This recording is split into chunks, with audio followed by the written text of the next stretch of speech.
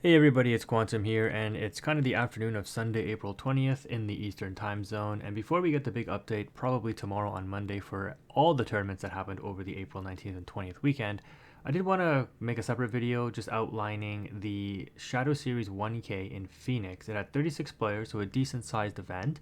And this one was actually kind of interesting, which is why I wanted to make a separate video on this particular tournament before we just cover the general metagame or a bigger tournament maybe later on in the week. And what's interesting is when you take a look at this spread, you'll probably notice something that's really apparent. First of all, there's a lot of Amber Steel, but more notably, there is no Ruby decks in the top cut. Now, there is missing, or there is one top 8 deck missing, and it could be a Ruby deck, but only one Sapphire, and it's not the Sapphire you would expect in Sapphire Steel. So, some really interesting decks making top cut here, and Purple Steel still winning out of 36 players. So it's a pretty interesting shift to what we've seen after the Huron ban in the first weekend, with Ruby Sapphire and Ruby Amethyst really coming up to be those meta contending threats, and only one Emerald deck as well. So this is not, I don't want to say define the meta trend, because we did say that like Amber Steel Song should be in a really good position, and here you can see it did perform very well. But the metagame again has opened up quite considerably. So let's go ahead and take a look. We'll start with Purple Steel Songs. Um, I think steel decks can go Emerald Steel Song, Purple Steel Song, Amber Steel Song. So it's really nice to see the Steel Song package being branched out, because the Amber version usually tends to be more aggro oriented, right? It has some elements of control, which is why it's so strong. You can mix control with aggro very effectively. But instead of scrying for songs and being super aggro with your smaller characters, the Purple Steel Song deck, from what I can see here, because I've played a little bit of a deck that's kind of like this before, it aims to just draw. Like, I don't need to scry for songs, I'm just going to draw my songs, right? And then as well, doing what the Amethyst cards do, they're a little bit complementary to the Steel Songs, because you have things that can push for removal, like Fox and Crabs boosting up your stuff, whereas the Amber cards don't really do that. So you do lose out on some aggro pressure, obviously, in my opinion, at least from when I played it, for a little bit additional control. I guess you could say control cards, right? Because like Elsa, Fox, Crab, you still play Smee. You're able to play the Snake in this one because you are playing the 8 bounce package, well, 10 bounce package with the Crab, the Goat, and the Rabbit. And then it can also bounce back your Elsas for additional control options. But clearly, this is a deck that's meant to be a little bit more mid-range. You're not looking to play super low to the ground, even though your curve does tap out at 5, pun intended with the Elsa there. And then you got a good robust package of songs. If you don't fear discard decks, I think this is a very, very strong deck. And the reason is because the discard decks just gain so much advantage off of the Ursula Song Rip on 2 or later, that it's really hard to deal with Amethyst Steel, at least in my opinion. The good thing is, though, you have a good robust draw package, but again, one of the cruxes of Amethyst is if you're going up against discard and they have Diablo, your draw engine becomes their draw engine. But obviously, this player was able to either mitigate or dodge those discard players. So very, very good stuff there. And then, the deck just does what it wants to do. It's got 4 White Rose, 4 Pete, so a pretty extensive 3-drop package here with the 4 Fox and the 2 Crab. I wasn't really a big fan of White Rose when I was playing with this deck. I ended up trying it, didn't like it, cut it. I think I did better without it. But I can definitely see where it could be useful for sure. I mean, it's a 3-cost character, and if you're playing Purple Steel Songs, right, you want a good critical mass of 3-drop characters, because hey, look, all your songs are 3-cost. The only song that isn't is Zeus, and Rabbit and or Goat could sing that if you really need them to. But usually, I imagine you'd probably just want to quest where you can, right? Just put additional pressure on the opponent. No libraries, no locations, even though you are playing the pretty standard 1-drop package for Amethyst at this point. And when you look at the spread, I mean, aside from the Steel Songs, there's really only Pete's and Smees, right? Like, Steel is becoming that color where being able to play Smee and Pete is literally well, again, along with the songs, are the reasons why you would want to play this color, right? Pete is just that strong. Smee continues to just be that strong. I keep saying the best 2-drop in the game, so pretty good stuff. And it's beat out traditional Steel Song. The Purple Steel Song deck beat out traditional Steel Song here. This list looks kind of standard. Only 4 daisies. Oh, sorry, 2 daisies, not 4. 2 Lawrence, 2 Naveen's, which is kind of spicy. And I've talked about this Ariel before. I think this card is fantastic, especially in a non-Ruby oriented meta, like non-strength reduction meta where you can proc brawls. Like if it gets Medusa, sure, I think you live with that. Medusa is a little bit of a risk to play, and people are only playing 2 at most. So this card doesn't get brawled. There's no more like Ice Block, Sapphire Coil really in the metagame.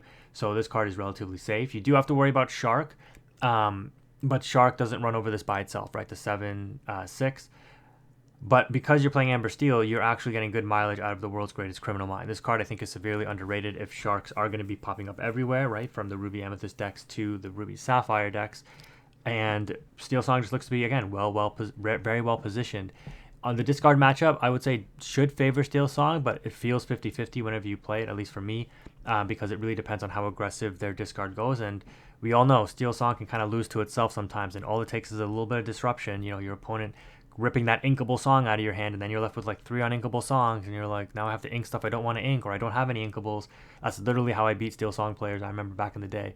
I would just rip the inkable song, and they would be stuck on like 4 uninkables, and then they'd have to ink like their only inkable, then they'd have no play, and then I just snowball from there. So, the deck only on 16 uninkables, still a little bit high, but relatively low to the ground, because this aerial could technically shift. Most of the time it's going to be ink, but in the instances where you do play her, she's very strong. You've got no Cinderella shift package, so you're depending on Aerial or Robin Hood shift in order to sing a whole new world, or on 4 hardcast Naveen. So again, a lot of different outs for the whole new world play to generate a lot of advantage. You've got the Troubadour, which is a good singer. It seems to be established now that this card has replaced the Ursula, so pretty good stuff overall. I like this deck list. I think it's pretty well put together. And with Ruby Sapphire out of the meta, we see people more inclined to play the Dwarven Mine deck now. I think Calhoun is a safer option than it has been before, but you can see here this player opting for the Helga and Calhoun split. I've already discussed these cards in like my anti-Emerald tech video, and it's good to see that people are still teching a lot against Emerald. You got the Happy and the Dock, which Happy also can challenge evasives, but you're putting it in there for the Dwarf Mine, so that's good. And the new Penny being used. I talked about this in my Amber card review. I said this card should be making its way into Amber Steel decks at the very least, the Mine deck, if not Amber Steel Song as well. Little did I know that, I guess we all kind of knew that Sapphire would dominate. I guess just not to that extent, but the Dwarven Mine deck just didn't exist, right? Because it just got completely blown up by all the big CCs running around. But now that the Dwarven Mine deck is back, this card on 2, questing for 2, being a 1/2 body, and having a pretty decent ability. When you play this character, you may remove up to 2 damage from chosen character, and they gain resist +1. This card is just made for Mr. Smee, right? Mr. Smee has the 2 damage on it. You're like, okay, it's turn 3 now. He's going to die if I quest with him or go to the banish pile. Play the Penny, heal up the 2 damage on the Smee, and give him resist 1. So now he can quest. Not only is he healed and he won't get banished, but he gets resist 1, so he doesn't even take another point of damage. That's just insane, right? That's just really, really good value. But of course, it can also be used with the Lawrence to heal him up if you need to challenge with Lawrence, or something challenges into the Lawrence to reduce his strength down.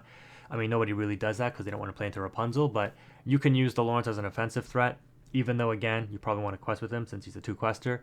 But yeah, just a lot of synergistic options. It can remove 1 damage onto the Calhoun, give her an additional resist 2. There's just a lot of nice synergy with this deck and the Penny. I think it works really well. Of course, give Gontu resist 1, which could be really meaningful as well. The Pluto resist 1, etc. The 2 Plutos and the 2 Gontus are decent oppressive threats, and then the 2 Smash is just additional coverage in case you need to do something like smash a Diablo on a Cove. There's not really too many other things with X and 3 that you need to worry about, really, I wouldn't say. It doesn't get over things like Genie. It does deal with Ursula, Deceiver of All, but you don't really see all that card. You don't see that card all too much in the meta right now. And then 4 Storm, 4 Strength. We've already talked about this being the standard package with Dwarven Mine because of the Cinderella. So pretty standard stuff. The 2 Smash, I would say, is kind of spicy, but I do like it. Just having that instant removal option is always very nice. And I mean, you can always smash your own characters, right, for the Rapunzel heal as well. So there's always that to keep in mind. A little bit of extra mileage there instead of having to sing Storm Rage. And then, yeah, the Dwarven Mine, gaining passive lore and dealing 2 damage potentially. If you move stuff to it, very, very effective. The one deck I think we all wanted to see was the blue steel, and it looks like this deck has also oriented itself towards the Dwarven Mine. We've got the Robin Hood shift package, we've got the Happy and the Doc, the Calhoun, the Mr. Smee, the Alice, even the LeFou, right? When I first saw this card, I was like, yeah, this card should be pretty decent. Um, you may play this character for free if an opposing character was banished in a challenge this turn. But in an aggro-oriented deck like this, I'm not sure if you'd want to play this LeFou, but obviously this player made it work very well. In the instances where you do challenge, right, like off of Calhoun, obviously you want to challenge. The rest of the characters I would say you'd probably want to just quest with. But if Calhoun challenges, banishes something, you play that LeFou for free. It's just free tempo. You've got Beast Tragic Hero, which is coming back into the meta slowly. You've got Baymax for instant lore gain, as well as being able to heal the Beast. And you've got Cogsworth. Again, these cards get so much mileage without Big Sisu suppressing them. Obviously, along with things like, Sapphire Coils and whatnot.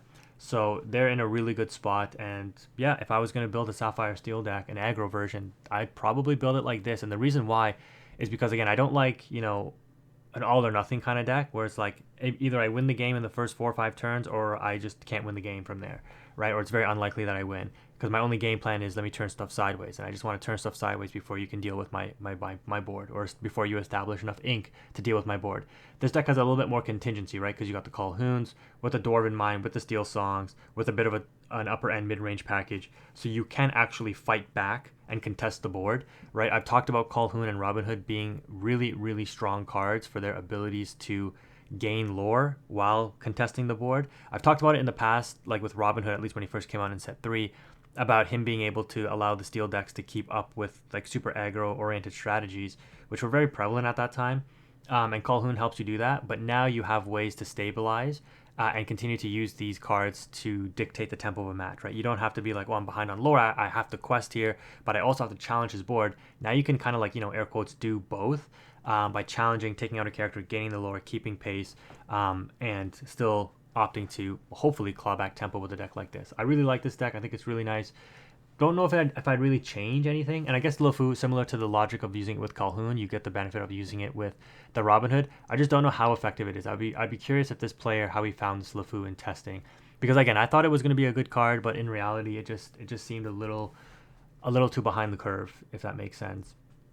If it was a 2-quester, maybe it would it would definitely be a lot better if it was a 2-quester, but because it's a 1-quester and it's like a 2/3, even if it was like a 3/3, like, yeah, if it just had like one more stat on it, I think it would have been worth taking a look at.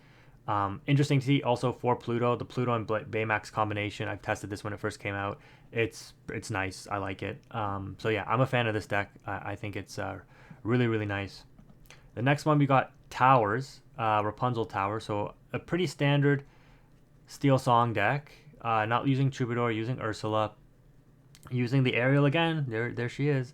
And then using When Will My Life Begin, okay, to prevent characters from challenging, and you get to draw a card, and then the Rapunzel's Tower also.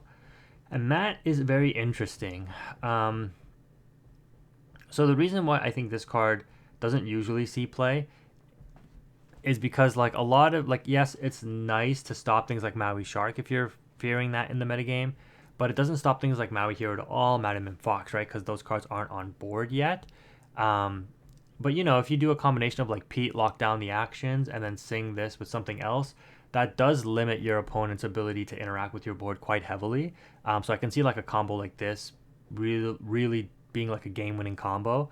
And sometimes it's like, preventing a character from challenging. Maybe they need to throw 2 things into one of your critical characters in order to out it, especially if it's up the tower, and they're just not able to do that because you stop one of their characters from challenging. So it's a cool concept. I'd have to test it to see how good, because like I said, I haven't really ever played this card, I don't think. But I like to see new and innovative things in Steel Song. And it looks like Towers is good if you made top 8 out of 36 players with it. So congratulations there to Mr. David. The Queen Steel Song list. This is a list that Kurt played in the LCCCC recently. I would say, like, it's good to look at those deck lists, but the reason why I personally don't cover them usually is because you got to remember those lists are tailored towards like that very confined metagame, right? These players, they're building good decks, don't get me wrong, but they're building them in the context of, I know what pool of players I'm playing against, right? You're not taking that deck to a big tournament. You're not taking that deck to your locals. It's still important to know, like, how does the deck work? You know, they still obviously build a deck that synergizes together, that works together. But some of their options may not be the best for the broader metagame, and they may be making some decisions based on the matchup that they're going into, or the limited pool of players that they know that they're going into, right? Again, not saying that they're bad decks or anything, but like, I know Kurt played the Queen, and the Queen has always been a very strong package. And I think Kurt did show that in the matches, right? He did get, I think, at least twice from what I saw, procs off the Queen in order to swing advantage in his favor.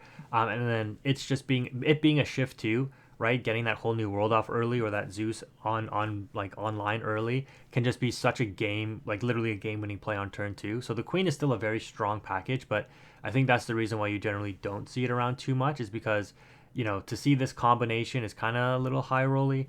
And I mean, people play Robin Hood, but I guess you get an extra draw to try to shift on three with the Robin Hood. And the Robin Hood is a little bit more of a stabilization character, whereas the Queen is more of an aggressive character. You could say like something like, on the draw, she's a little weaker, because if you go Queen on one, Queen shift on two, you don't have any other character on board to say, like, let me quest with Queen, boost up that character, get a positive trade out, right? Because your turn one and two is Queen Queen. I mean, yeah, you could delay it to turn three, but then you're not doing anything, right? And your opponent's developing their board still. And we've seen just how fast the format can be. So it's a cool list. I think the Queen does have some legs to be a workable card in Steel Song. And I think she'll always be viable. I just don't know, again, depending on the broader metagame, how applicable she is in the grand scheme of things against all the other decks. And then rounding out, we have the villain, in my opinion, of the format in the discard deck. So only 4 1-drops character-wise, and then 3 hidden coves, 3 morphs, 3 Mr. Smee, and 3 Ursula. So 9 2-drops in total. Interesting that they're not going 4 and 4 on the Smee and Ursula.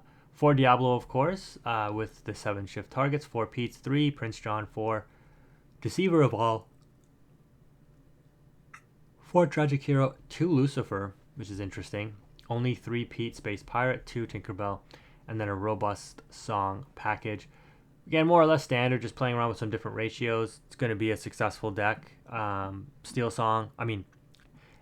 Discard, kind of the same as Steel Song in that it can lose to itself.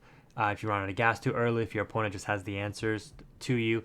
But obviously Discard continues to be a very strong force in the metagame. So yeah, congratulations to all these players and this metagame at the Phoenix location here for stomping out the Ruby decks.